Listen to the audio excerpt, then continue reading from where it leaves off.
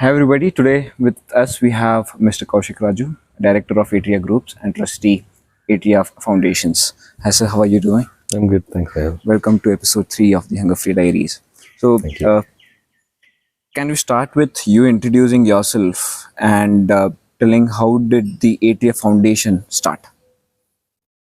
I'm Kaushik. I'm from the Atria Group. I work in various sectors, primarily in the renewable, education, and hospitality space. The foundation actually kickstarted in COVID. COVID, we were seeing there were going to be a lot of issues. A lot of people, migrant laborers, are going to get displaced. And coming from a family that were four generations of entrepreneurs. My grandfather's father was a farmer, moved to Bangalore during famine, and for them, anyone who came from the village to Bangalore had to be given food. He felt it was a basic right and need that every human being should be given, and even when they opened the first hotel, Chalukya, uh, we were not allowed to sell food. The granddad actually found partners who would come set up the restaurant, so he didn't have to sell that food. And so when COVID hit, it was just before his death anniversary, the 31st of March. So we decided, let's feed a few people in his honor, whatever we can do. We looked at the number of people that may be displaced, different numbers that came up, about 3 lakh odd migrant laborers that were going to be displaced. So we said, you know what, let's see if we can hit 1.5 lakh people. Can we help? Uh, Honestly, I have no idea how it happened. We started with simple 5-10,000 meals at our own hotel to solve, and then just people came together. It was this enormous pull that happened, and sometimes I can't explain it. I can't. If you ask me to replicate it or redo it, I don't think I would have the courage or the confidence to say I can do it, because it was just the people came together and executed this. It was just a catalyst in a way. 1.5 lakh people got. We were feeding every day, every single day for 6 months, right? And it was enormous effort from a lot of the partners that came on board. While we get the credit for it, it was actually a larger group of people that came together that made this happen. So that's how Atria Foundation started, and since then we've decided not to stop. I think we've feeding people was something that we've always wanted to do, and so we continue it till date. And from start to now, it has been 4 years. And how has the journey evolved? So journey has evolved. I think I would say we're in our third avatar of sorts, and we have to improve a lot more on certain things. What's happened when during the first pandemic, it was the power of people. A lot of people had time. A lot of people were on the streets. You could see who was hungry. You could feed them. Uh, the second lockdown was slightly different. It wasn't the migrant laborers who was living or who were on the streets pretty much. It was the next layer of people who getting paid minimum wage, had jobs, never really had to beg on the streets or ask for anything, but they've been self-reliant. But they've not been paid for 6 odd months, and their expenses didn't stop. They had to still pay rent, they had to still buy food, and they live check by check. It's not that they have savings. And that class of people were struggling, but there was no way to help them because they were not on the streets. So we built a simple app where hungry people could ask for food, saying, I'm in this location, I need some food. They could do it with some dignity. Then we tied up with apartments across Bangalore, about 5,000 odd apartments, and we would give simple packing material and map hungry food to excess food. So we'd say, if you have one extra meal in your house, whatever you cook, and most Indians, we already always cook a little extra, so they would just pack that excess material. We'd given them packing material and seal it, put it under security, and somebody, we'd network with various NGOs, individuals that were willing to participate, would collect and distribute it to the hungry, to people who are hungry. So that was V2. Once COVID got over, we continued that for some time, and once COVID completely got over, we Moved to the next model. We didn't want to stop. We were feeding people. It felt good. So now we have uh, 3 trucks, 3 locations where we cook and distribute food every day. We do it at a hospital, one. Um, we do it at a migrant area in Gandhinagar, and we do it in a slum. So we got 3 locations, and beyond that, we also take excess food from certain canteens and distribute it to BBMP shelters, old age homes, and some orphanages. So it continues till date, and yeah, that's where we are today. So, why did you choose hunger eradication as Foundation's flagship program? Uh, and you've heard the saying "roti kapda makan," Right. and it starts with roti. If you don't give basic food, it's a basic human right. It's unfortunate that access to food is based on where you're born and who you're born to. It's unfair. I think a lot of people don't get access to food just because of where they're born and nothing to do with whether they put in effort or whether they didn't.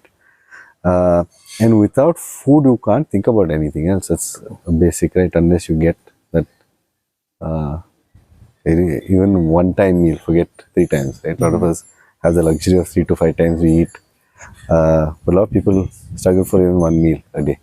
So the 1 to 2 meals a day, I think, is bare minimum that every human should be given, and I think that's why we wanted to kickstart with that before we thought about the larger problems that we want to solve.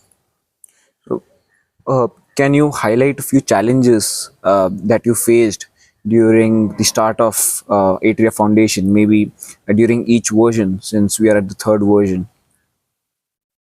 I think it's reverse. When we started, I honestly I take from the learnings from that rather than a challenge that I faced. Yes, a challenge of scale, but these are all normal challenges that you have building anything. But what I learned from that, and that's really changed my perspective of human beings and humanity and people, is before that I never thought people were so giving. COVID really showed it's not that people are not giving; it's the time and effort that's required to give. Everyone wants to help.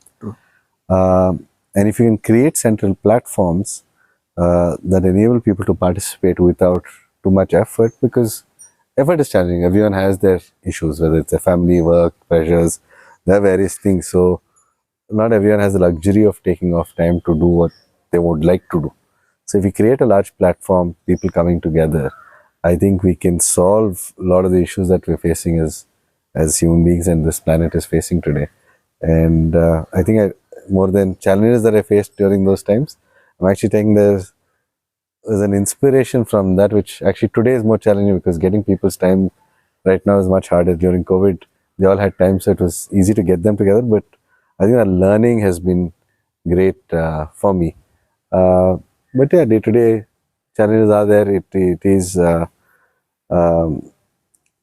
while we are feeding people, we also want to ensure they're skilled and placed. They get a job because you need to teach them how to fish and not just give them fish. So you don't want to make people lazy, but so those are certain challenges where we're placing people. We're seeing some success and some where people come in for a day or two and then they disappear. They go back to old habits. So you see some of those. So those are certain challenges which we don't have good answers for, but we're sticking to it. And what does the phrase transforming lives or transforming community what mean to you personally? I think transforming life or community is giving an independency of living a decent life to every human being and every species beyond human beings. I think dogs, animals, every species needs to be given that equal opportunity, and transforming society or a community for me is what does that look like. It's not how many unicorns did India have in the last 2 years, but how many people are living independently, not requiring dependency of the government or charity or any of that. I mean, that's a real metric of transformation of a community. So hopefully we can start measuring that metric as what we pride ourselves in as a country. So, Atria Foundations currently have four main goals now: eradication of hunger, skill development and employment. The third one is medication for the needy, and the fourth one is interspecies money. Uh, how do you prioritize this personally, and why? So we're sequencing one based on ability and what is natural. First, I think you need to feed someone. You can't ask him to sit in a classroom or learn something or go for a job if he's hungry. Uh, a good example is the government's free lunch program. I think that's been a huge success. It's actually got more students into the classroom just by feeding them. So you're seeing that as a definite success. And so, can we feed people first, then counsel, educate them to uh, upskill themselves and actually start living independent lives, have jobs that pay for their lifestyle, their families. So we're starting with these two. We've had some success, some failures, but we would like to scale it. But the other two are a little more challenging. It will take a little bit more funds to do. We want to see if we can have uh, quality medical attention for people who can't afford it. It is unfortunate that people with a lot more money have better access to better medical care. India is still evolving in terms of healthcare and insurance for medical treatments. So while that evolves, I think there needs some interventions. So we're launching a social loyalty program. Hopefully, the funds we raise through the social loyalty program we're able to deploy to this. And the last one is interspecies is a very fun project according to me, but needed project because human beings we look at or we've borrowed from the future, from the natural resources. We don't understand that there is a cost for oxygen. I mean, today, a land value is land value. You don't look at the tree that's giving you oxygen there. What is the value of the tree that's helping you breathe? Uh, Delhi and all these places are good examples of what the value is, right? Right. But we don't seem to pay attention to this. So we're saying, can we actually give an identity to every species? I mean, imagine a dog with an Aadhaar card has UPI, can go to the Kirana store, pick up some biscuits and come back, so it doesn't have to rely on a human being to feed it or not feed it, right? I think it could be a very interesting and powerful world where you bring in other species into the economic dialogue because that's what humans understand, not because I think capitalistic way is the right way to do it. But unfortunately, we have to accept that we are a capitalistic society. We move towards that. We understand success and failure through that, survival through that. So why not allow the other species the equal voice as human beings? I don't think we have any higher power or higher authority on this earth than any other animal or plant that exists. So why not give them the same access to what we believe or understand in economic transactions? So that'll be interesting to see if we can execute that. We're doing a few pilots over the next few months. We will be starting with elephants out in Bannerghatta and Kurk. So let's see how it goes. So, are we seeing elephants with their own Aadhaar cards? Of sorts, yes. They're going to have identification. They're going to have a wallet similar to UPI. They're going to be able to pay for things that they need in terms of protection, food. So yeah, that's what the pilot's going to look like. Wonderful. Waiting. So, can you share a memorable story of someone whose life was changed through foundation's efforts? Uh, One I've got, I think I've heard from a lot of them. I've got, and it's been heartening to see a lot of them just blessing you because they got that meal. Definitely something that's pushed me. But there's one girl who we had skilled, and she got a job as a sewing machine operator. She was she comes from a family where the father drank, nobody earned money, they were just surviving, and she was the first earning member of her family. She came out. We had a convocation. She came out and spoke so proudly to the other students of how she's come out of that, how she's able to take care of her family, how confident she feels. And for me, that's the most empowering thing, to give somebody the opportunity to live independently, to earn their own life and not being dependent on someone else's arms or the government or any individual, right? You want to feel independent as human beings. You want to have that pride. Nobody really wants to beg or anything. So for me, that was quite a, I think, heartening uh, thing to watch and hear her speak. Right. So, in this journey of running Atria Foundation, do you ever feel doubts or feel burnouts? If so, how do you overcome them? Uh, Burnouts, not so much. Doubts, yes. Like anything, is challenging. You go, you feed people, then you offer them jobs. Some of them come, some of them don't. You skill, you put in all this effort, and sometimes you kind of get frustrated, right? People, while you put in all the effort, they don't value it and they don't understand it. And whatever reason, they have their own rights. There's nothing wrong. Not blaming anyone, but these are things when you're putting in all that effort, you do get disheartened sometimes. The other is funds. A lot of this takes continuous amount of funding. You need to build teams. You need to do it for scale. We don't want to do it just for the sake of doing it in a few places. We want to see if we can actually solve this problem. This is a big problem, and can we solve some of these problem statements? And that's why we got into it. So yeah, there are challenges. A lot of people don't understand what we're trying to do. So explaining that continuously, why we're doing it, why us, a lot of questions that we get when we kickstart certain things. But yeah, we believe in there's a need for someone to look at these problem statements. There's a need for collaboration, and we really want to be that fulcrum that just helps people collaborate. So yeah, we'll stick to it and see how it goes.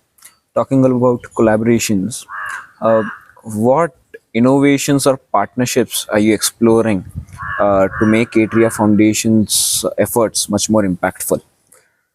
So we're looking at a self-sustaining model. We want to figure out a model that is a win-win-win for everyone. It doesn't feel like you're doing CSR or charity, because every time that happens, you have to go back, and it's a never-ending cycle, right?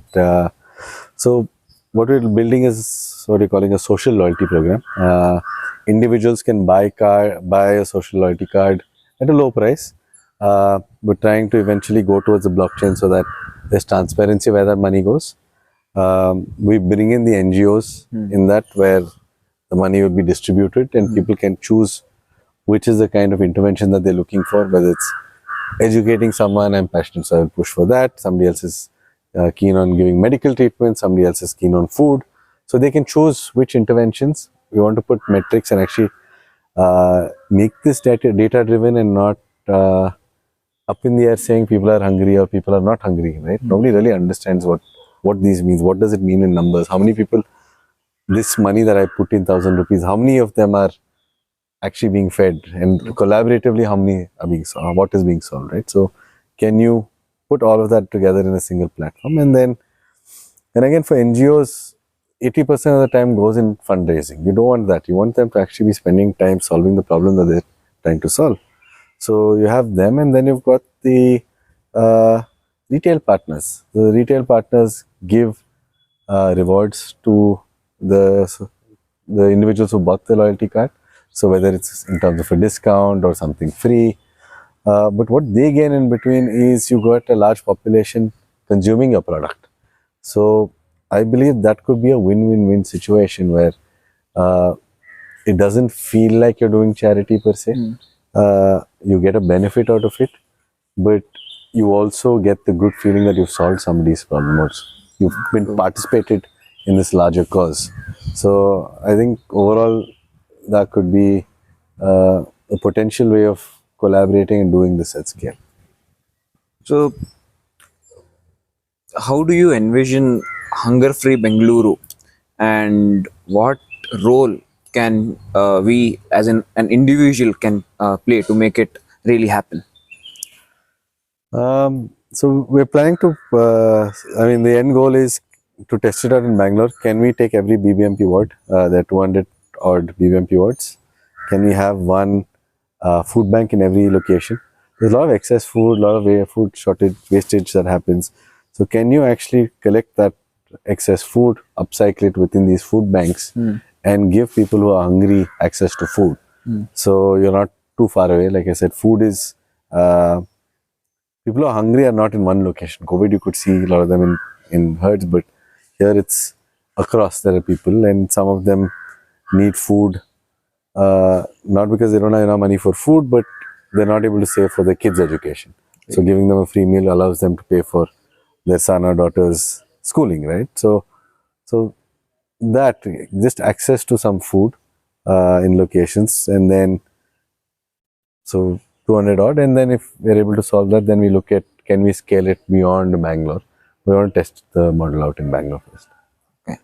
So how do you see Atria Foundation in next 5 to 10 years? We're still fledgling. It's hard to really put a clear vision for, especially something like this. We're not a company that has profit targets or anything, but our targets are how many human beings or how many species overall, because we want to look at beyond human beings. How much overall impact can we do for the earth, for the people, for every species is what drives us, and can we do it at scale? Can we do it? Can we get everyone to participate? It's not an individual. It's not just Atria Foundation that we're. The foundation is just the fulcrum. We're saying, can we bring everyone together? And like I said, COVID really showed me when people come together, things get solved. True. And I think, imagine we lived like that. I mean, we were able to find vaccines in less than 3 months. It's never heard of. Before that, it was 15, 20 years before you got a vaccine. Millions of people were fed food. Why not on other days? And those are times that everybody was suffering. Even the people feeding were struggling. Right? So, just bringing everyone together, I feel we can all live much better lives. So, yeah, I think that's really the goal. I don't have clear target mandates. Like I said, we're not a company, we're not driven by certain things, but other than how do you solve certain issues that society is facing. Okay. So what, according to you, is the ultimate goal of Atria Foundations, and what are the steps you're taking today? Ultimate goal for us would be everybody has access to the basic needs. When I say basic needs, it's food, shelter, education, and medical treatments. So that's, I think, every human and animal requires certain basic things. Obviously not education for animals, but when I say food would be a basic need for every animal. So yeah, if everybody has access to it, that would be our ultimate goal. What are the steps we are taking? Steps we are taking, we've already started. We've got now multiple locations where food is being given. I think we've a small dent in that. How do you do it at scale is what our next version is. We're starting with the social loyalty program. We're hoping that will give us two things. One, brings in a sustainable model for funding or financing these interventions. And two, bring in a large population of volunteers, mentors, supporters that will also participate in this. So if you're able to put these two together, I think what I've said will be achievable. So yeah, that's. So, coming towards the end of the podcast, do you have any concluding words for today's podcast? No, firstly, thank you for Thank you so much. this evening. I would say it is a big problem statement. We need people to join us. Doesn't matter what walk of life you are from. We just need people with heart and the willingness to come on board.